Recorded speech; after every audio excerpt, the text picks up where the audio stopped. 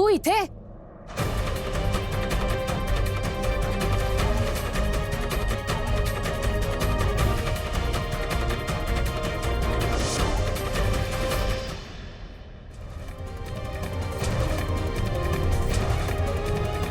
एक मिनिट. अच्छा, म्हणजे तुझं खरंच रॅकेट बिकेट आहे की काय?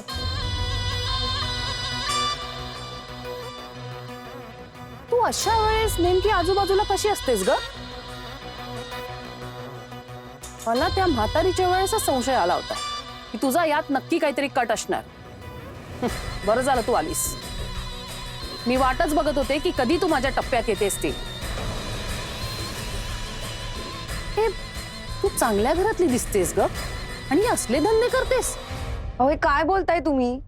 कसले धंदे आणि काय रॅकेट? अच्छा, तुला माहित नाहीये का? ओके ओके, मग तूच कर ना याला मदत. दे पैसे.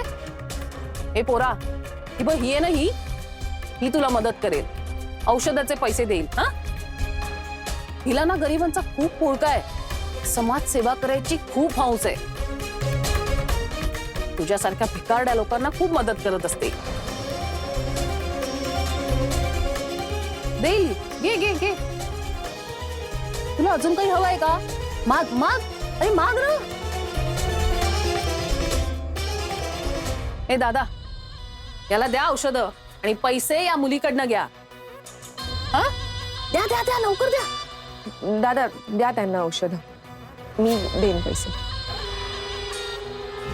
थँक्यू ताई, तुझ्यामुळे माझी आई बरी होईल.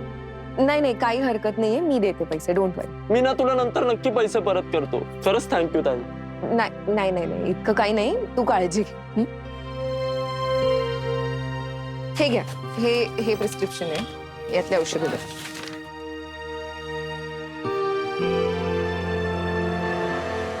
अरे रे, प्लॅन फ्लॉप झाला ना तुझा.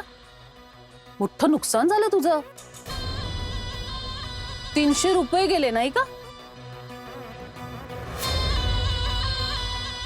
आहेत का पाकिटात पैसे?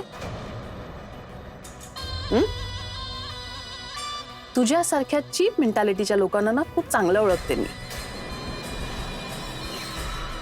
दुसऱ्यांच्या जीवावर उदार असल्यासारखं दाखवायचं. खिशात दमडी नसते, पण लोकांना 4 गोष्टी बरोबर शिकवता येतात ना.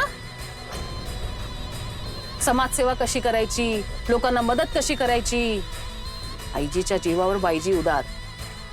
पूर्ण एपिसोड पाहण्यासाठी आताच डाउनलोड करा अल्ट्रा झकास मराठी OTT ॲप.